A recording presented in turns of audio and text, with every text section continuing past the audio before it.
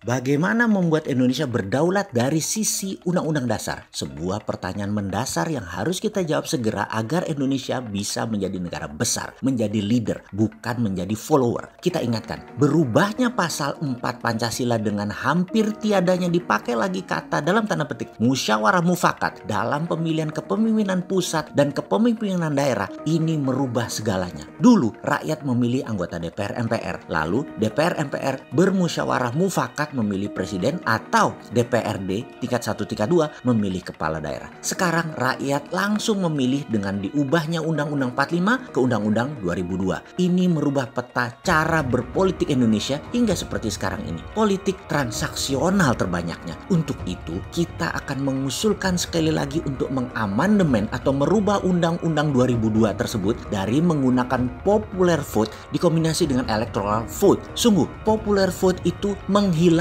budaya Nusantara bermusyawarah, menghilangkan sila keempat di Pancasila. Bagaimana sih maksudnya? Begini kita uraikan. Untuk menjadi presiden dulu dengan Undang-Undang 2002, syaratnya adalah popular vote, yaitu suara terbanyak yang menang. Kalau sekarang kita mau usulkan, kita ubah, kita kombinasi suara rakyat tersebut atau popular vote tersebut hanya 80%. Jadi sekali lagi, popular vote hanya 80% haknya. Yang 20% adalah suara electoral vote, yaitu anggota DPR 10%, anggota MPR 5%, anggota DPA Dewan Pertimbangan Agung yang akan kita hidupkan lagi alias DPD versi asli, di mana ulama, pemimpin adat, pemimpin daerah, pemimpin agama ada di situ dan mereka punya 5%. Misalnya di tahun 2024 nanti ada 3 pasang calon. Hasil pilihan raya akhir adalah Prabowo Puan suaranya 35%, Anies Ridwan Kamil suaranya 35%, Bosman sama Said Agil misalnya 30%. Ini contoh loh ya, biar paham, jangan misu-misu dulu. 100% suara popular vote itu hanya 80%. Disinilah electoral vote bermain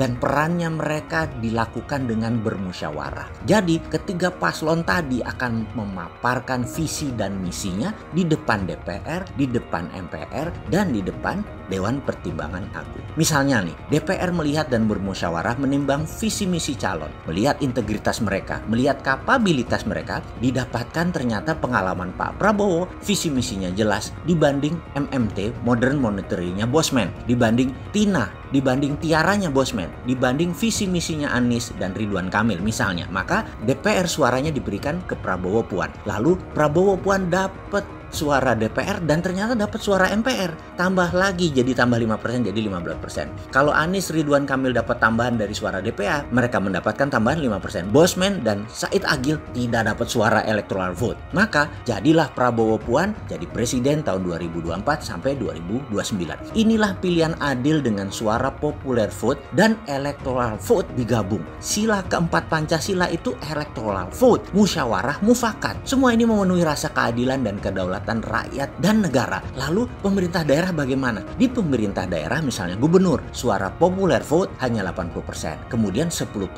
adalah suara DPRD. Yang 10% lagi presiden. Kalau di kabupaten kota bagaimana? Suara popular vote 80%. Suara DPRD tingkat 2 10%. Suara gubernur 5%. Suara presiden 5%. Dengan cara ini tidak akan ada lagi bupati yang tidak sinergi dengan gubernur. Bupati dan gubernur tidak akan lagi tidak sinergi dengan presiden. Semua ini inline, sejalan dengan pusat. Arah negara dan pemerintahan satu arah semua. Setidaknya mayoritas. Inilah yang membuat negara Indonesia menjadi negara pemenang, menjadi negara berdaulat. Gabungan antara popular vote dan electoral vote akan menjadikan Indonesia negara yang unik, kuat, dan kompak. Dan yang jadi pertanyaan, siapkah Indonesia berubah? Siapkah Indonesia suara rakyat diberi pembobotan semacam ini? Atau lebih enak seperti sekarang, rakyat diminta suaranya 5 tahun sekali, lalu selama 5 tahun rakyat diminta untuk tidak bersuara.